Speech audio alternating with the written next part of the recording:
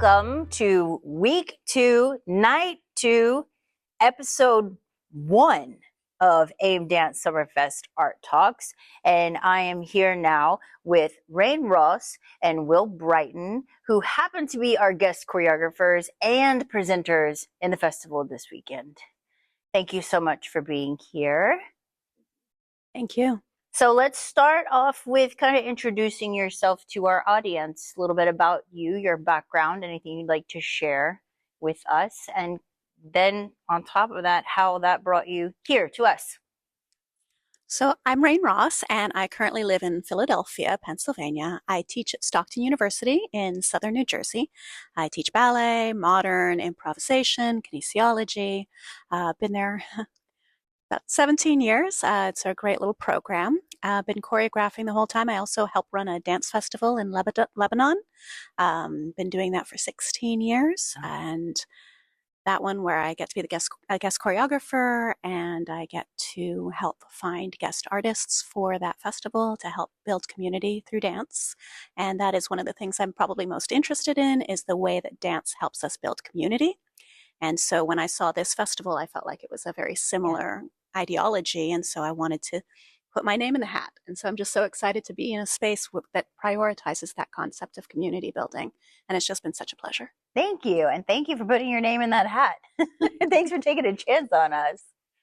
I'm Will. I grew up in Ann Arbor, Michigan, went to school at Western Michigan University, and then I've spent the past 6 years in St. Louis, Missouri, dancing for St. Louis Dance Theater. And I actually just retired from there this past May, and I'm moving to New York in about 3 weeks, and I've just been kind of spending this past summer really focusing on choreography and trying to freelance a little bit more, and so that's kind of how I ended up here, is trying to bring my work kind of a little bit further out of the St. Louis bubble into the greater continent. We're so glad that you did. However, I can't help but hear the word retire. I was like, what? No. Okay, so there is a thank you for this moment and this time, and we're moving into a new chapter, right? Exactly, yes. Yes, so it's not retirement. Not retiring from dance, but moving on to a different approach to a career. Yeah, different. Okay, so we're going to New York. Yes. With an emphasis in performing, creating, teaching, all the above? Yes, and all of the above. Yes. I have a couple of performance gigs lined up, but really trying to find chances to choreograph a lot more with a little bit more of the free time, and taking class and teaching a little bit more are kind of, it's what's drawing me a little bit more for this whole move. Yeah, congratulations on that. New adventures are always exciting. Okay, so let's get into it. First, I want to talk about the solos. You were both bringing solos to the festival this weekend. So I'd like to know about your solo practice, your solo work, and this work in particular. So my solo work is entitled We Are Undone, and it's utilizing text from Judith Butler, which their writing is very much about gender, and it's from the text Undoing Gender. And the concept of it is about the ways in which relationships kind of stay with us and form us. And there's the ghosts of those relationships past, and how they stay in our bodies, both the good and the bad, right? And then they kind of form who we are today and coming into those sorts of spaces. And the process itself was taking ideas of that information and creating improvisational scores that I then worked on in the studio, and then built the vocabulary from that improvisational work into what we will see tonight. Yes, and you've presented this solo before, yes? Yeah, I presented this at Star Foster's showcase in Richmond, Virginia, and it was for a June showcase specifically related to Pride. So it's also thinking about Judith Butler's work on gender and the ways in which their information really connects into gender and gender studies. So yeah, it's beautiful. I like coming into dance as well from an academic side and a thoughtful side as well, although people can watch it for the movement, but those also who enjoy from that perspective can jump in from there. Yeah, wonderful. My piece is also very heavily focused on gender. The title of the work is Pitchfork, and it has a whole longer version of the title, but we'll start with just the short one. It was originally inspired by the painting American Gothic. by Grant Wood. I did a photo shoot like 3 years ago where a friend and I just I did like a little headstand and they held onto my ankle. And I was trying to be like the pitchfork, and a friend of mine asked about that photo and like whether I was trying to be the man in the painting or the pitchfork, and it sparked this whole gender question about like the gender identity of the pitchfork, which was initially just a joke, but also kind of a serious, thought-provoking question. So that was kind of the jumping off point for the solo. At the time, too, I made the solo in 2023, and a lot of the rep that I was doing felt really hyper-masculine in a way that was not as comfortable for my own like approach to life. I mean, it was a very interesting time for me trying to like figure out who I was on that dynamic there. But yeah, so the seed was this kind of like gender performance exhaustion. And so the start of the work is just 2 minutes of performing as exhaustive of movement as I can possibly do. And then kind of spiraling from there into a little bit of a deeper question on American Gothic and gender and inanimate objects. There's a balloon that kind of stands in for the pitchfork. And yeah, it's a lot of layers. It is a lot of layers. Okay, so from an audience's perspective, obviously, we don't necessarily, like you said, you can look at it from the movement, you can look at it from the context. What is your desire for the audience, knowing that they're coming in with their own complexities? How would you like for them to engage with the work? For me, I mean, the reason I really love a layered concept is that there's so many like places to grab onto. I think with this work in particular, it has a kind of a nice through line and narrative, so you get to really enjoy the character itself. And I think that's just a fun way the audiences can approach it. There's a fun like, I don't know, just a through line of exhaustion and infatuation with the balloon, and then a little bit of a sad ending when the balloon dies. So there's that narrative, but I mean, if you look into it deeper, there's some fun layers to kind of peek through, kind of as Rain said, more academically. Yeah. I always want to create things that allow an audience to come in with their own lived experience. I feel like art needs to be able to speak to the audience, and that doesn't mean me putting my ideas onto the audience.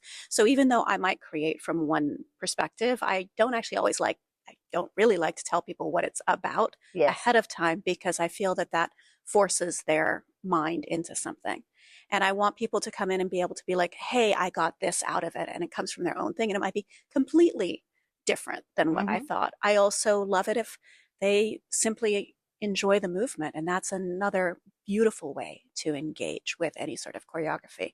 And I really just hope that there is something that they can attach to and some enjoyment that they get out of it, possibly some thought-provokingness, possibly some curiosity, possibly some recognition of their own selves in it. But I think it really depends on who's in the audience and what they're perceiving it, and I just hope they find one of those avenues. I had this conversation in another art talk this weekend when we were talking about social topics and headlines and things of that nature, and gender identity is one of those hot topics. And we use the word artivist. Have you heard this word before? An art activist, an artivist. Do either of you consider yourselves artivist? Do you consider this work that you're doing a form of activism or simply curiosity? I think it's more curiosity for me, but I also think about the ways in which like people like Bill T. Jones and Arnie Zane and the works that they created really brought forth the concept that our body is political. And there's no way to separate the two, right? You have this beautiful tall black man dancing with this short Jewish man, and it's physical and intimate. There's a homoeroticism to them just being on stage in those ways together. You couldn't separate that. And it really highlighted the ways in which this body, I'm a woman, there's politics in being a woman. Yes. And I can't separate that out. So in a certain way, I don't think it's actually possible to create work that isn't in some way connected to politics of the world. We don't even necessarily have to be conscious of it. Right. And because I'm aware of that, maybe in a way, but I'm not making art to be an activist. I'm making art as a person who lives in this world. Yes. Simply just being and responding. Yes. Engaging. Yes. Yes. Yeah. I mean, second to all of that. I think for me, similarly, just out of curiosity, I think is my Mhm. or my exploration is. I think I don't tend to make work that is like intentionally political or intentionally any form of activism, but as Rain said, it kind of inherently becomes that. I mean, all art is a statement, but for me, I like to make works that are very. I mean, a lot of my movement research is more sensation based, so I think that my concepts are also very much just my own lived experience and trying to create work that feels good, I guess. Yeah. Yeah. Yeah. Please. I think about the concept of community too, which is, Mhm. where I started with this and the ways in which we build community. And there's a story that I like to always tell about my first time going to Lebanon, which I didn't have any connections to Lebanon before I went there. So I knew no one. But there's this woman, Georgette Jabara, and she's kind of like the dance icon of Lebanon. And she danced ballet in Europe and the US before going back and building community around it there. And during the Civil War, she would cross borders to make sure to still perform. And her point was that without art, they've already won. The violence has already won. And it was really poignant to me because I think a lot of times in American culture, we perceive of those of us who engage in art as being privileged. And oh, that's so lucky you get to do that without realizing that it's like air, it's like water, it's like food. It's something that we as humans need. We need this engagement with art, whether it's at the professional level or, sitting at home and coloring or dancing around the living room. Those are such important parts of our lived experience. And to me, that's also part of what I would consider as art activism, is just building community, bringing people together, and making beautiful, poignant things together. Yeah, just simply the act of creation. Yeah. I mean, that is the essence of being alive, is it not? It really is. It really is. So, the act of creation, yes, you were both also guest choreographers here during AIM Dance Summerfest Week 2. Can we talk about that experience? Did you come in with an idea? If so, what was that idea? Was that idea met? Was it shifted? Was it thrown out the window?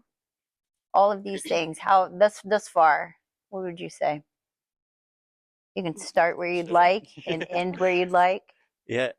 So I came in with a loose, I think, aesthetic idea. I wanted to work with this idea of the Legend of Icarus, and kind of bringing that idea of kind of finding so much joy and then kind of collapsing out of that. That was kind of the original idea, and then I had just some aesthetics of like Y2K, grungy vibes, trying to make it a little bit more like of now, I suppose. But I think with mostly having just an aesthetic goal, it was nice to be able to come in and find what that narrative itself was as we went. So with only like a short amount of time, we had a lot to figure out with these like huge cardboard wings and a lot of feathers. So we spent most of our time just sort of researching that, but the narrative kind of landed as it went, which was really exciting.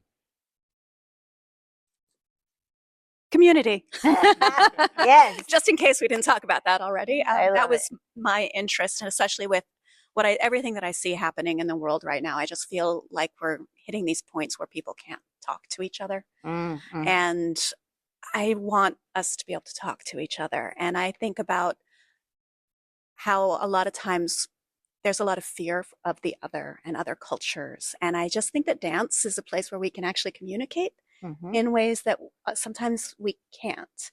And so that's always been of interest to me. So I came in wanting to see how we could play with that sort of push and pull. And of course, just working with a new set of dancers automatically puts me in that space. With a fast process like this, I definitely wanted to build with the dancers in mind, and with them helping build it, so that there's a faster ownership and a sense of inclusivity in the work. And so the first day, I came in with a phrase that I'd built so they could get to know me a little bit and I could get to know them a little bit. And then I gave them some structured score work to build some of the phrase work together. And so by that first day, after 2 hours, we had a really large chunk of material that I could then go back to the Airbnb with and sit with my videos and like kind of sketch out the rest of it. And I got most of it sketched out from that. Oh. And it was, and I'll say honestly, the dancers have just been such a pleasure to work with. I work a lot with students, and students that I work with are wonderful, but they're still students. There's still a lot of learning, and the focus is the educational aspect. We're all students always. We're always learning, Yes. always. But I could ask of more of the dancers, and they met me there, and that was just such a beautiful thing to have that moment of being met. Incredible. So what do we think of our work that we created? It's a fast-paced process. It's a room full of strangers. We come in with loose ideas. We don't really know what the end is going to be. Yeah, I mean, essentially, there's going to be a product. Even if the process is our research and the act of, and a lot of times that's what I take away with me. I take more away from the process than I do the product itself. But essentially, there is a product. And so how do you feel about this product? And what would you like for the audience to take away from it? I don't know if I have enough distance Okay. to be able to know how I truly feel. I feel really happy with the experience. I feel really happy with the individuals that I've met here. I feel that I gave the dancers something that they can enjoy being on stage with.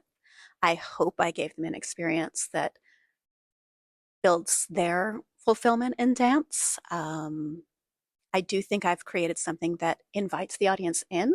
So I'm happy that it's open. I feel like it's an honor that it opens the show. But I do think I created something that invites the audience in for the rest of the show. Working with Tiffany as the lighting designer, she's amazing. And just what she did with the lighting for it, this piece and also the solo, is just absolutely stunning. So that's such a pleasure to be able to work in that way. I can tell you after I've had some time. Oh yeah, call me, Okay. email me, text me. I'd love to know. Yeah. Right? I would absolutely love to know. But I do understand and appreciate the willingness to say, I don't know yet. Yeah, I think, I mean, we always want more time, and I can see where I would want to keep developing this. I think that we started to really find a groove in the last like couple of rehearsals of where I wanted the piece to evolve. But I think where it landed is still really lovely, and I'm really hyped with just the aesthetic world that we created with the dancers. I hope that the audience kind of sees and enjoys that, like the theatricality of it all, and how it kind of weaves in and out of different narratives, and has a little bit of hopefully a hopeful ending. Yeah, thank you for that. I mean, speaking of, I've recently seen some of now that we're connected on socials, thank you, algorithm, your videos have been popping up. And I noticed that you do tend to use theatrical elements, whether it be props and these sorts of things. Would you say that that's a part of all of your processes, or the majority, or is it something that's important to you? It's something I enjoy using if I can. I think dance theater is a huge part of my interest, and I think that props kind of help create a world and create a lot of new movement possibilities. It's just a lot of fun to be able to use something. It creates a lot of, I think I start with kind of like stage images, I call them. I also in college majored in English, focusing on playwriting. And so we talked a lot about stage imagery as a kind of like a starting point for writing plays. And so I would always, when I was writing plays, start with like 3 images of how I wanted what I wanted the play to look like if I could get it to like rain down like blood or something in like one place, and I have like a pyramid of people, bodies, and then like another point of the play, and how can I mash that into a plot? And I kind of create dance in the same structure. So a lot of the time I'll have an idea, like a work that I'm doing tomorrow actually in Indianapolis has about 30 pillows, and the original image that I had was my friend just like collapsing down into like face first into this humongous pile. And we just sort of went from there with the rest of the piece. Yeah. 2 things popped up while you were talking. Number one, the narrative now makes sense. Understanding more about your background, and I can see the use of narrative in your work. So that makes sense. And the second thing is tomorrow. Yes. Like, you're in Texas I and am. you're going to be in Indy tomorrow? Yes, I Okay. have a lovely 7 a.m. flight. I'll be arriving at hopefully noon-ish in Uh-huh. Indianapolis for Yeah, a 4 yeah, yeah. o'clock tech and a 6 o'clock show. Yes, we will put Yeah, all of the good energy and thank juju in the you. world for your travels tomorrow as you make this back-to-back Yes. experience work. We haven't run it in a couple weeks, but hopefully it Yeah. goes Oh, well. yeah. It's going to go great. It's going to be amazing. Rain, same thing. Connecting with you on social media. I saw some videos of solo work and outdoor site specific, I believe. And so I kind of feel like the idea that I'm getting from you is really about the physicality and the body and using that as the point of entry. I mean, I'm trained a lot in ballet, Cunningham and Graham. Okay. So There you go. a lot of that stuff, and also a lot of sports in my family background. So Yeah. physicality is definitely a part of it. And one of the things I'm also really curious about right now is I'm not as young as I used to be, right? But I want to keep dancing. And I Yes. think that the culture of dance, and especially concert dance in particular, says that at a certain age, we are no longer allowed on stage. And Mhm. so one of the questions that I've been asking is who is and isn't allowed in the space? And what does that do to the works that we see? And Mhm. what do we lose? And I think about in terms of the aging process, the wisdom of the performers, right? We might not be able, I can't jump anymore. I've destroyed my knees. I can't jump. I'm not allowed to. I don't jump. So like I can't do some of the feats I used to be able to do, Mhm. but that doesn't mean I'm not able to perform. Yes. And the site specific one you just saw, that comes out of some of the research in that. And like one of the people that I was working with, she's been digging with me. And her part of the question I was asking her too is, as a mother, Mhm. she often can't get to rehearsals because one of her kids will get sick, which causes another kid to get sick, which causes her to get sick, which causes her husband to get sick. And a month and a half has passed before she can get to rehearsal. Yeah. She is such a beautiful performer. What are we missing when she's not able to be on the stage? Mhm. And so these questions are coming up for me. And so I am wanting in my own practice to find ways to continue to perform that nurtures my body Yes. and then also builds space for different bodies in the space. That's actually a conversation that we've had around this festival, because in this area, dance is somewhat limited to the 18 and under, and you don't see a lot of mature bodies in space. And that is something that this festival does, is it brings professional companies, independent artists, it brings the aging body, and it shows that it doesn't stop. It shifts, it changes, but it doesn't stop. And there's no reason why you can't continue doing what it is that you're doing. But it is unfamiliar, I think, to this community. And it is something that does surprise them quite often. And I know when the company first started, I got many comments about the bodies on the stage. We have a variety of shapes, sizes, physicalities, abilities, all of these things. That's very important to me, is that showing that range. And so thank you for being here and presenting that and helping us to push that ideology into. I'm forcing it on them. Let's be honest. I'm forcing them to come into this reality that dance is for everybody. That is. And yeah, I get the pushback. No, not everyone is going to be a professional, but dance is for everyone. And you had mentioned earlier this idea of communication and how that allows us to cross borders, but was movement not the first form of communication? So I don't think that dance is really wrong. I think as humans, we may have evolved kind of off track in a direction that we need to get back to. It is a safe place, and it's absolutely a form of communication. So thank you for being a part of this festival. Thank you for being a part of this process and bringing your research, your intelligence, your creativity, all of the above. I really appreciate you being here. Thank you for making this festival. Honestly, being here and seeing everything that's made is just, it's really incredible what you've built.